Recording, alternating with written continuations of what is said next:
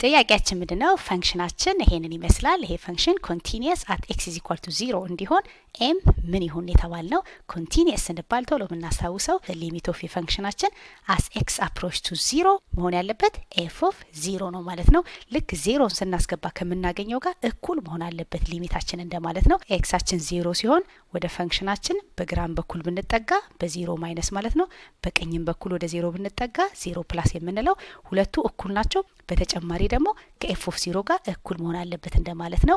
አጋጣሚ ግን ፈንክሽናችን ከ0 ውጪ በግራም እንምጣ በቀኝም እንምጣ የምንጠቀመው አንድ ፈንክሽን ነው።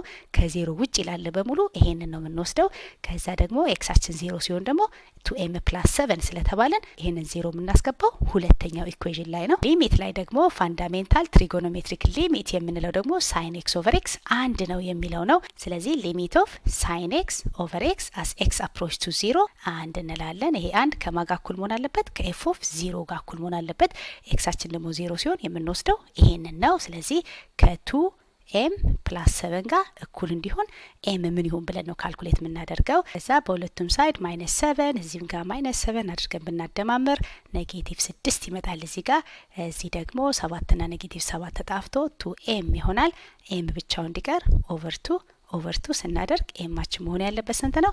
-3 ነው ማለት ነው። ስለዚህ ይሄኛው 2 ታይምስ -3 ፕላስ 7 ፖዚቲቭ 1 ይሆናል። ኤክሳችን 0 ሲሆን ፈንክሽናችን አንድ መሆን አለበት እንደማለት ነው።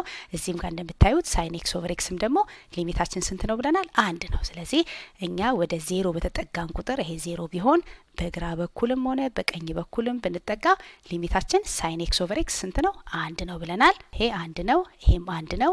0ን ብናስገባ ደግሞ ኤፍ ኦፍ 0አችንም ደግሞ ስንት ነው ይመጣልን? አንድ ነው። ስለዚህ ኮንቲኒየስ መሆኑን በዚህ ነው ፕሩፍ የምናደርገው። ሶስቱም እኩል መምጣት አለባቸው።